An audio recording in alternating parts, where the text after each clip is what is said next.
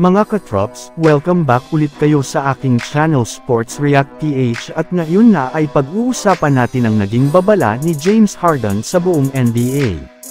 Pag-uusapan na rin nga natin ngayon dito sa ating panibagong video ang balitang magti-trade na nga daw ng player ang kupunan ng Los Angeles Lakers.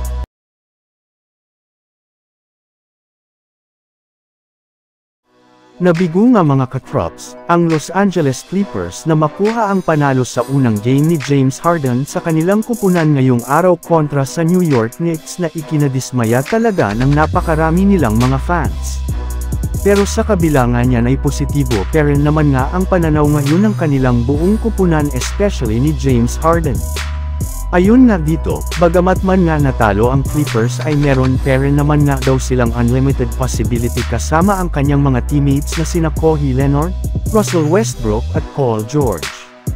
Nagkaroon rin naman nga sila ng napakasolidong 3-quarters kontra sa New York Knicks sadyang hindi lamang nga nila nakuha ang kanilang rhythm sa kanilang opensa, yes, marami nga daw silang mga hindi na ipasok na tira sa kanilang naging laro na siyang rason bakit sila natalo.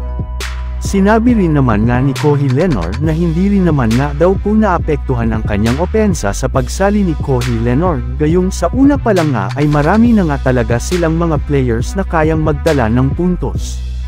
Kaya kailangan lamang nga daw po niyang maging ready sa mga paparating na oportunidad sa kanya sa kanilang mga susunod na laro.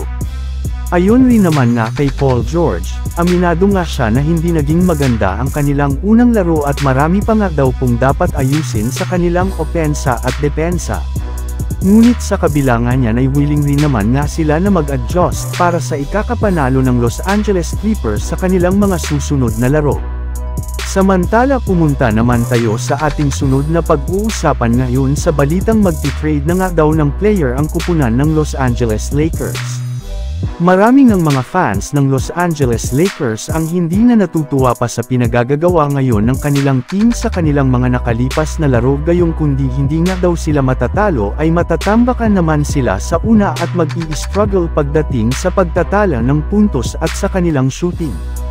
At nangyari nga ang lahat ng mga iyan sa kanilang naging laro kontra sa Miami Heat kung saan kahit man nga 1 puntos lamang ang kalamangan ng Miami sa kanilang laro at 2 points lamang ang kailangan ng Lakers para manalo ay pinilit pa rin naman nga nila na tumira ng 3 magkakasunod na 3-point shots na hindi rin naman pumasok.